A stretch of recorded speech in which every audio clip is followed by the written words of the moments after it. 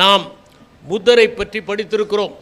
ஆனால் புத்தர் எந்த புத்தகத்தையும் எழுதவில்லை. கடைசி வரை அவர் புத்தகங்களை எழுதவே இல்லை. வாதங்கள் செய்து, தர்க்கங்கள் செய்து, எது சரி என்று நமக்கு புரிந்த மாதிரி அவற்றை வளைத்து அவற்றின் உண்மைத்தன்மையை இழந்து விடுவோம் என்பதனால் தான் அவர் எழுதவில்லை.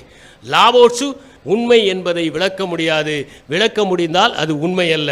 எனவே அவர் சொல்லுகிறார், இந்த புத்தகத்தில் இருப்பதை மட்டுமே நீங்கள் நம்பி விடாதீர்கள். இயேசு கிறிஸ்து தான் வாழ்கிற நாட்களில் எந்த வேத புத்தகத்தையும் எழுதவில்லை.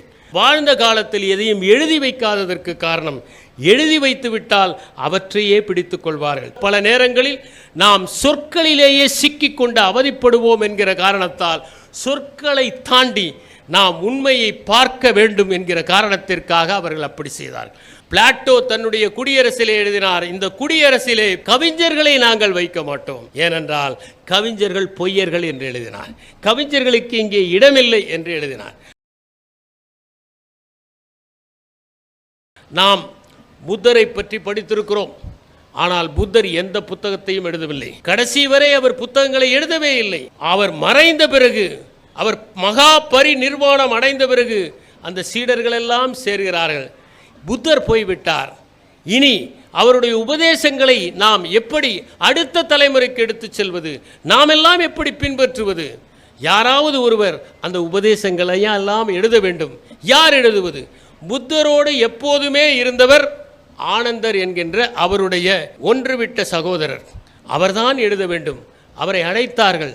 நிழல் போல புத்தரை பிரியாமல் இருக்கின்ற நீ புத்தருடைய உபதேசங்களை எல்லாம் எழுதலாம், ஆனால் நீ மெய்ஞானம் பெறவில்லை என்றார். ஒரே ஒரு நாள் அமர்ந்து தியானம் செய்து மெய்ஞானம் பெற்று அதற்கு பிறகு அவர் சொன்னவையெல்லாம் தான் தம்ம பதம் என்று உருவாயின என்கின்ற கருத்து உண்டு. ஏன் புத்தர் எழுதவில்லை என்றால், சில கருத்துக்களை சொல்லிவிட்டால் பிறகு அவையே முடிவு என்று நினைத்து அவற்றை நாம் வியாக்கியானம் செய்வதிலேயே சமயத்தை செலவு செய்து, வாதங்கள் செய்து, தர்க்கங்கள் செய்து, எது சரி என்று நமக்கு புரிந்த மாதிரி அவற்றை வளைத்து அவற்றின் உண்மைத்தன்மையை இழந்து விடுவோம் என்பதனால் தான் அவர் எழுதவில்லை. லாவோட்சு தன்னுடைய இடத்தை விட்டு வெளியே போகிற போது வழிமறிக்கப்பட்டு உனக்கு தெரிந்ததையெல்லாம் எழுது என்று அவரை வற்புறுத்தியதன் காரணமாகத்தான் அவர் எழுதினார் டாவோ டீச்சிங் என்கிற அற்புதமான அந்த நூலை. ஆனால் தொடக்கத்திலேயே சொல்கிறார், உண்மை என்பதை விளக்க முடியாது, விளக்க முடிந்தால் அது உண்மை அல்ல.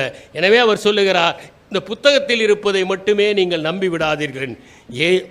இயேசு கிறிஸ்து தான் வாழ்கிற நாட்களில் எந்த வேத புத்தகத்தையும் எழுதவில்லை.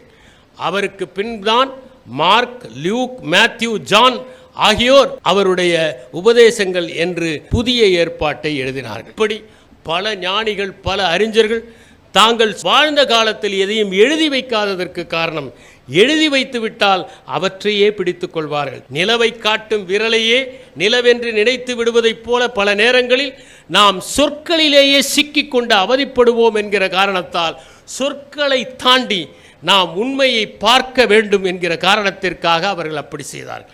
அதை போலத்தான் பிளாட்டோ தன்னுடைய குடியரசிலே எழுதினார், இந்த குடியரசிலே கவிஞர்களை நாங்கள் வைக்க மாட்டோம், ஏனென்றால் கவிஞர்கள் பொய்யர்கள் என்று எழுதினார். கவிஞர்களுக்கு இங்கே இடமில்லை என்று எழுதினார். அதை வழிமொழிந்து கவிதைகளே இலக்கியத்தில் தேவையில்லை என்று ஸ்டீஃபன் காசன் என்பவர் எழுதினார். அதற்கு விளக்கம் கொடுப்பதற்காக பிலிப் சிட்னி என்பவர் அப்பாலஜி ஃபார் பொயட்ரி என்பதை எழுதிய போது அவர் சொன்னார், பிளாட்டோ கவிதையே வேண்டாம் என்று சொல்கிறார், ஆனால் அவருடைய குடியரசே ஒரு கவிதையாகத்தானே இருக்கிறது என்று அதற்கு பதில் சொன்னார். அதை போலத்தான் ஷெல்லியும் தாமஸ் லவ் பீகாக் என்பவர் கவிதைகளை கண்டனம் செய்த போது இன் டிஃபென்ஸ் ஆஃப் பொயட்ரி என்று எழுதினார். எனவே காலம் காலமாக புத்தகங்களுக்கு எதிரான கருத்துகளும் புத்தகங்கள் தேவையில்லை என்கிற கருத்துகளும் நிலவி வந்தன. ஆனால் ஒரு காலத்திற்கு பிறகு புத்தகங்கள் இல்லாத வாழ்க்கை சாத்தியமே இல்லை என்கிற நிலைமையை நாம் அடைந்திருக்கிறோம். ஏன் புத்தகங்கள் ஒரு மனிதனுக்கு தேவை? முதலாவதாக நாம் ஒன்றை புரிந்து கொள்ள வேண்டும். புத்தகங்கள் தான் நமக்கு உண்மையான தோழர்கள். புத்தகங்கள் நம்மை தேநீர் பருக அழைப்பதில்லை. புத்தகங்கள் நம்மிடம் கடன் கேட்பதில்லை. புத்தகங்கள் நம்மிடம் கோபித்துக் கொள்வதில்லை. புத்தகங்கள் நம்மிடம் எதிர்பார்ப்பதில்லை. புத்தகங்கள் இரவு 12 மணிக்கு நமக்கு குறுஞ்செய்தி அனுப்புவதில்லை. புத்தகங்கள் எதையுமே செய்யாமல் இனிய தோழனாக இருக்கின்றன. மார்க்சிம் கார்கி வழித்துணை என்கின்ற அற்புதமான சிறுகதையை எழுதியிருக்கிறார். அந்த சிறுகதையில் ஒருவன் கப்பலிலே வேலை செய்கிற சக இளைஞனை ஒரு நண்பனாக பாவித்து அவன் மீது கருணை காட்டுவான். யாராலும் சீண்டப்படாத, அனைவராலும் அருவருக்கப்படுகிற ஒருவனை பரிவோடு நடத்தி தன் உணவில் பாதியை அவனுக்கு கொடுத்து அவனை போஷித்துக் கொண்டே இருப்பான். ஒரு நாள் அவன் அந்த இளைஞன் தங்குகிற ஊர் வரும். நான் இந்த ஊருக்கு போய் என் பெற்றோரை பார்த்து விட்டு வருகிறேன் என்று கப்பலில் இருந்து இறங்குவான். இவரும் அவனோடு செல்லலாம் என்று இறங்குவார். கொஞ்சம் இங்கே இருங்கள், நான் உள்ளே போய் பார்த்து விட்டு வருகிறேன் என்று ஒரு சந்திலே புகுந்து அவன் போவான். அதற்கு பிறகு அவனை காணவே காணோம். இவரை நட்டாற்றிலே விட்டுவிட்டு செல்வான். அப்போது மார்க்சிம் கார்கி எழுதுகிறார், பல நூட்களில் கிடைக்காத அனுபவத்தை இவன் எனக்கு ஒரே ஒரு நாள் கற்றுக் கொடுத்து விட்டான் என்று. ஆனால் புத்தகங்கள் வழித்துணையாக வரும். நீங்கள் எங்கே சென்றாலும், எந்த பிரயாணத்திற்கு சென்றாலும் ஒரு புத்தகத்தை மட்டும் உங்கள் பெட்டியிலே வைத்து சென்றால் அது உங்களுக்கு உற்ற துணையாக இருக்கும். பல நேரங்களில் அது உங்களுக்கு பலவற்றை கற்றுத்தருவதாக இருக்கும். புத்தகங்கள் உங்கள் தனிமையை போக்கும். தனியாக இருக்கிற போது பலருக்கும் மனம் பேசிக்கொண்டே இருக்கும். எனக்கு ஒரு சம்பவம் நினைவுக்கு வருகிறது. ஒருவர் புதன்கிழமையானால் மௌன விரதம் இருப்பார், பேசவே மாட்டார். ஆனால் வீட்டிலே இருப்பவர்களை அழைத்து சைகைகளால் சொல்வார். அது வேண்டும் இது வேண்டும் என்று அவர் சைகைகளால் சொல்லுகிற போது அவர்களுக்கு புரிந்து கொள்வதில் குழப்பம் ஏற்படும். அதுவா இதுவா என்று அவர்கள் கேட்டுக்கொண்டே இருப்பார்கள். இவர் இல்லை இல்லை என்று கோபமாக அது இது என்று சைகைகளால் பேசிக்கொண்டிருப்பார். அந்த நாள் முடிகிற போது அவர் மௌனமாக இருப்பார்.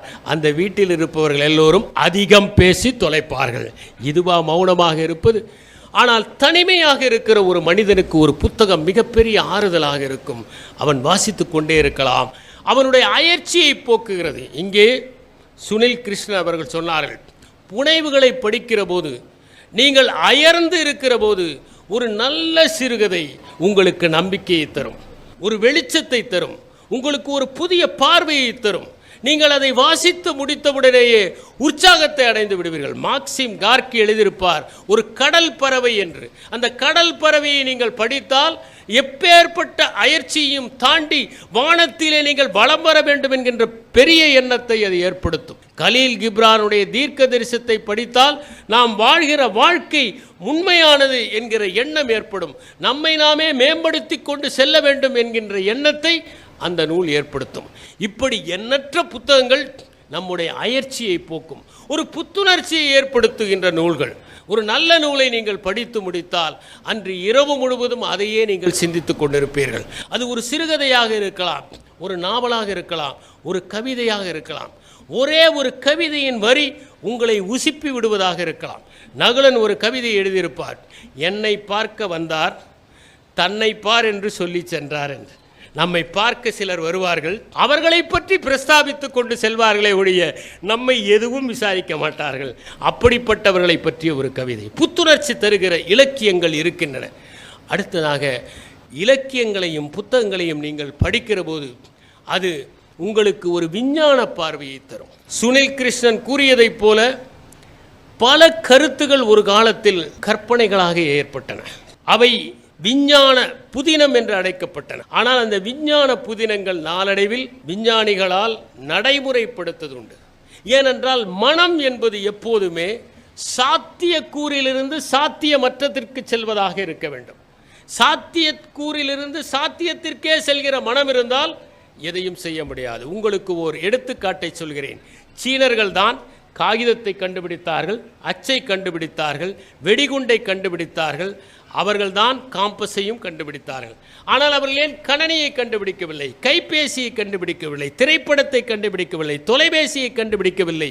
ஏனென்றால் சீன மனம் என்பது சாத்தியத்திலிருந்து சாத்தியத்திற்கு செல்வது. ஆனால் இவற்றையெல்லாம் உருவாக்க வேண்டுமென்றால் சாத்தியத்திலிருந்து சாத்தியமில்லாததற்கு செல்ல வேண்டும்.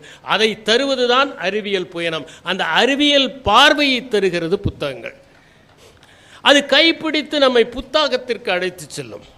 ஒரு அறிவியல் புதினத்தை நீங்கள் படித்து விட்டால் அது கைப்பிடித்து நம்மை புத்தாக்கத்திற்கு அழைத்து செல்லும். இதை நான் ஏன் செய்யக்கூடாது என்கிற எண்ணம் நமக்கு ஏற்படும்.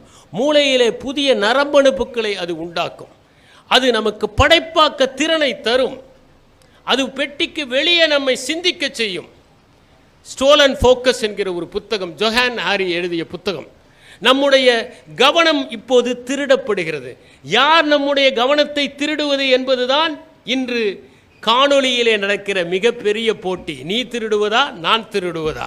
நம்முடைய கவனத்தை எல்லோரும் எப்படியாவது திருடிக் கொள்ளலாம் என்று பார்க்கிறார்கள். அந்த கவனத்தை எப்படி குறைப்பது? ஒரு சிறந்த புத்தகத்தை நீங்கள் வாசிக்கிற போது ஒருபோதும் கவனம் திரும்பாது. அதனால்தான் அந்த காலத்திலே வாசிக்கிற போது சாப்பிட்டு கொண்டே வாசிக்கின்ற பழக்கம் இருந்தது. நான் பார்த்திருக்கிறேன். தெருவிலே நடந்து போய் கொண்டிருப்பார்கள். அவர்கள் புத்தகத்தை விரித்து வாசித்து கொண்டே போவதை நான் பார்த்திருக்கிறேன். சில நேரங்களில் உணவை கூட மறுத்துவிட்டு வாசித்தவர்கள் இருக்கிறார்கள். காரணம், அது நம்மை புதிய உலகத்திற்கு அழைத்து செல்வதாக இருக்கிறது. அதன் காரணமாக அது பெட்டிக்கு வெளியே, இங்கே பர்வீன் சுல்தான் அவர்கள் பேசினார்கள்.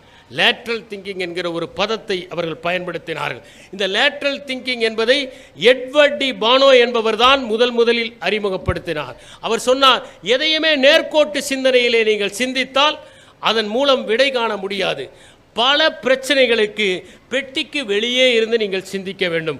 அப்போதுதான் அதற்கான தீர்வை அடைய முடியும் என்று அவர் சொன்னார். இவற்றையெல்லாம் வாசிப்பதன் மூலமாகத்தான் ஒருவர் அடைய முடியும்.